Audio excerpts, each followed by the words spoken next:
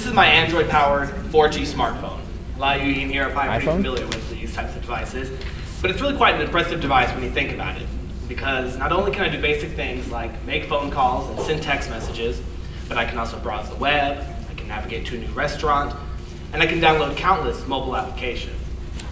And the best part about it is that as long as I have this device with me, I can do it virtually whenever and wherever I want.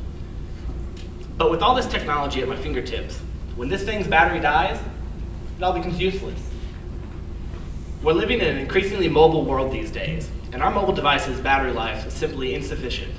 Because the reality is that when this thing's battery goes, I have to plug it into the wall for several hours to allow it to charge, virtually limiting its mobility and usability.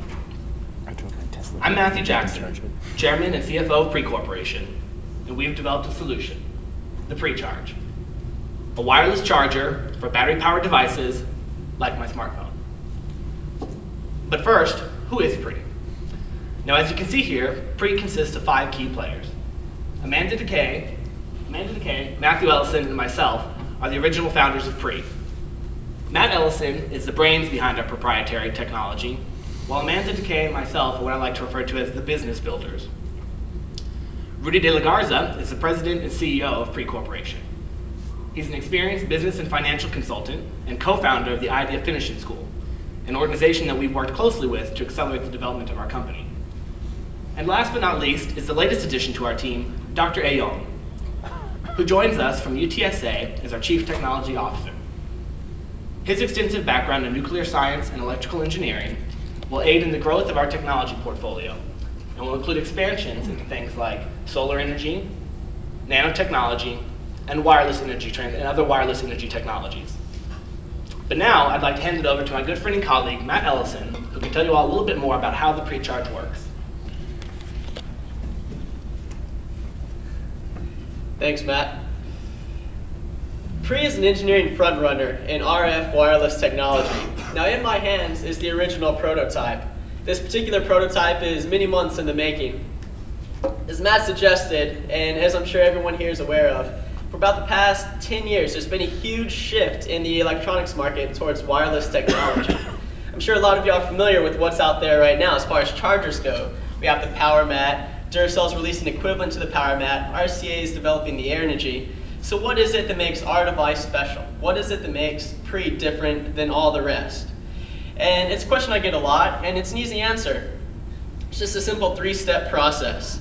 Step 1 is we harvest the energy. Step 2 is we convert the energy into a usable signal. And step 3, we apply that signal to a target battery, be it a phone, a camera, sensors, what have you. Before I get too far ahead of myself, let's break down this 3-step process a little bit. So step 1, we're harvesting the energy. Now, what we're gearing the Pre-Charge to is wireless local area networks. This includes the Wi-Fi hotspots you see just about anywhere, whether it's apartments, dorms, universities, colleges. Just about anywhere you go, you're in Wi-Fi hotspots. I think even Buffalo Wild Wings now has Wi-Fi hotspots, so even restaurants can be lumped into that category. We're not just stopping at Wi-Fi though. We're actually going to collect CDMA. You see it a lot with Verizon, GSM, AT&T, and T-Mobile. Even Bluetooth is collected with this.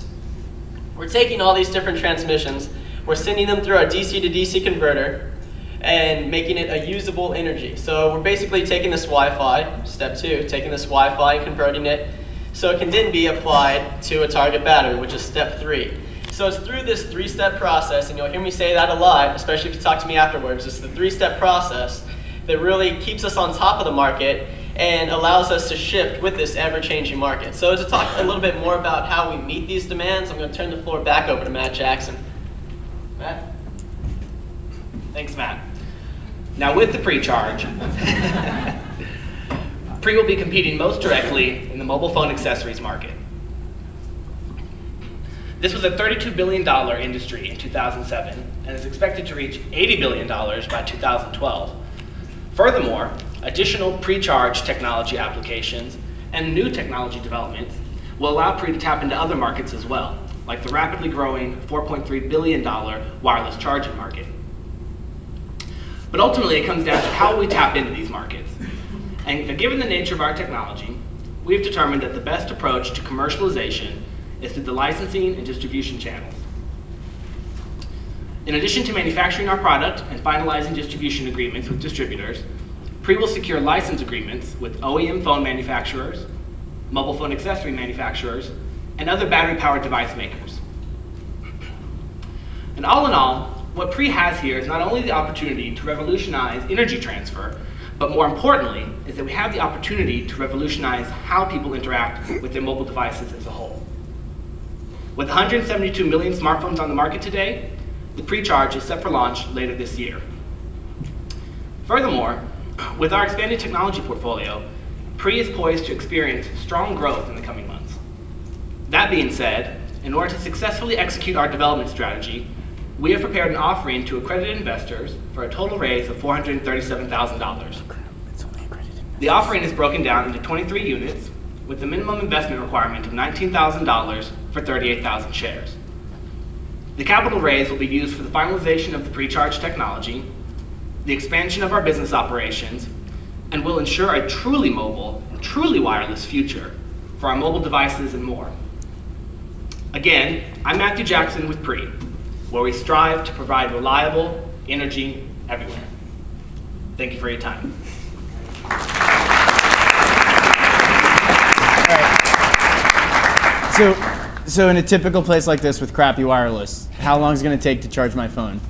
Well, essentially, it's a good question. We get that often. What the Pre-Charge target is to provide a sustainable charge to batteries. So essentially, the idea is that, say you buy a brand new phone, I plug it in, charge it full, I put on my Pre-Charge case, and then use it throughout the day. And actually, as you use it, you're actually causing it to generate more energy. So essentially, once you put on this case, you have a sustainable charge, and then your battery never reaches dead. Okay, but make it quantifiable. How long is it going to make my phone last? Well, or how much extra time is it going to give me? Like, what's the difference going to be? Well, essentially, am I getting an extra hour? Am I getting an extra 5 minutes? Like, to charge from empty to full, it takes about 8 hours. So understandable overnight. Now, throughout the day, if you're using that device to provide a sustainable charge, you essentially never reach low. So if I let it charge all day, it's like I got a full extra charge over the day. Exactly. Your battery never runs dry, essentially, as long as you keep it powered by the Pre-Charge. Cool. So just more specific, how much of a watt are you putting into this thing per? Well, particularly for smartphones, which is what the Pre-Charge initially is geared at, those require 5 watts of energy. So that's the amount of energy that's being put into them in order to achieve a charge. Okay. He wants to answer. You want that guy. Okay. Yeah, it's okay. Well, if I may address this last question, and just to clarify what Matt, I know that's kind of confusing, Matt. It's 5 volts. We're looking at about 125 milliamps of energy, and that's exactly what this product is targeted to. Is to that 125 milliamps, 5 watts. It's more or less a trickle charge, so it's going to be charging over time. It's not going to be an instantaneous charge. In fact, right now, if you plug it into your computer, that your USB obviously puts out a lot more than 125 milliamps, but that's the threshold we have to break. When your phone is asleep, it's actually a lot lower than that. It's nowhere near the 125 milliamps. When it's in sleep, or even when it's turned off, it's even lower than that. Yes. Because you guys are pulling frequencies in, I mean, wavelength from every known frequency. I mean, you guys have to go through FCC approval. I would just think this is like a cancer cluster waiting to happen. Well, with FCC approval, there's different radiation ratings that you have to meet. This device actually isn't radiating any kind of energy at all. We're actually collecting energy that's already right here around us. So there's no additional EMI? Exactly. We're not transmitting anything. We're receiving frequencies that are running through us right now. From what I understand with their situation right here, it's not too big of a Wi-Fi hotspot in here, but but so it doesn't act as a magnet; it's just taking. Right, exactly. So no FCC approval. Exactly.